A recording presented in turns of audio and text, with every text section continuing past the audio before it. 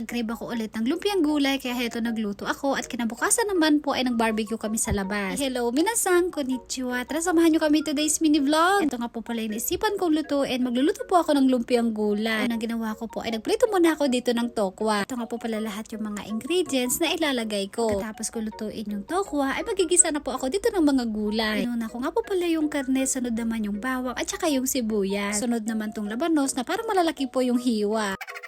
Ilagay ko na nga rin po pala itong repolyo at saka itong toge. Pag nagluluto nga po pala ako nito, ay dinadamihan ko po ng gulay. Ito na nga po mga auntie, maglalagay na po tayo dito ng pampalasa. Tapos ang panghuli ko nga po palang nilagay ay itong tofu. Dati nung nagluto po ako ng lumpiang gulay, may nabasa nga pala ako sa comment section. Sabi niya mas masarap daw po yung lumpiang gulay kapag meron itong tokwa. Isipan ko nga po maglagay kaso nga lang napakakonti. Ito na nga po pagkatapos ng ilang minuto ay tapos na po akong maggisa. Sinimulan ko na nga po magbalot kahit na medyo mainit pa. Dahil anong oras na, kaya kailangan ko na rin po magmadali. Habang bising-bising nga po pala ako dito mga auntie. Yung mga binan kong hapon naman po ay nandun sa kwarto nila. Una na nga po pala silang kumain kanina bago po ako magluto. Sa mga hindi po nakakaalam at bago pa lang po dito sa aking channel, si Hapon ay meron po siyang kapatid na babae. Dalawa lang po sila tapos si Hapon po yung panganay. Sa mga nagtatanong, sana po wag pa ulit-ulit. Charot!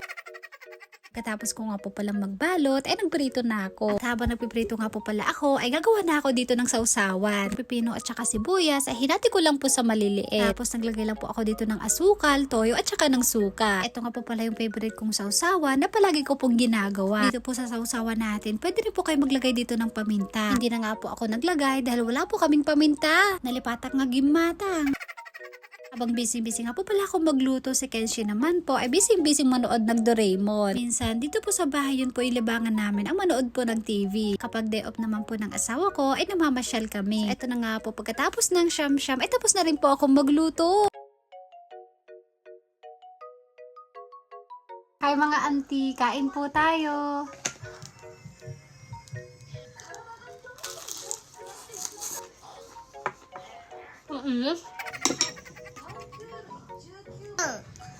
Mama, Jet.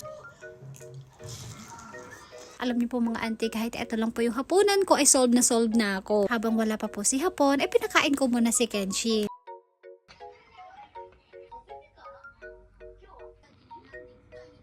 Pagkatapos pong kumain ni Kenshi ng lumpiang gulay, ito naman po yung sunod niyang kinain kanin na meron pong Japanese curry. Fast forward, kinabukasan naman po pagkatapos namin sunduin si Kenshi, bago po kami umuwi ng bahay, ay dumiretso muna po kami dito sa bilihan ng mga cake. Gusto po kasi ng anak ko ng ice cream, kaya heto binilhan po namin ni Hapon.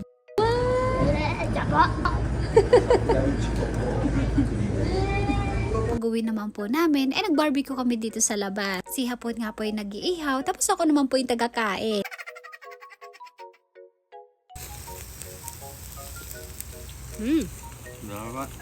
Yarakay?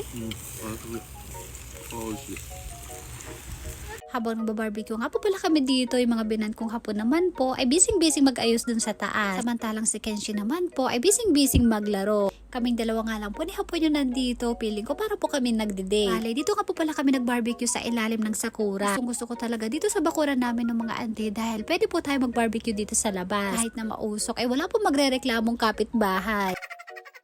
So yun lang po, maraming salamat sa panonood. Thank you for watching. Sayonara and Bye-bye. I love you. Dadang-dangan tabi po. 皆さんありがとう。サラミマラパポ。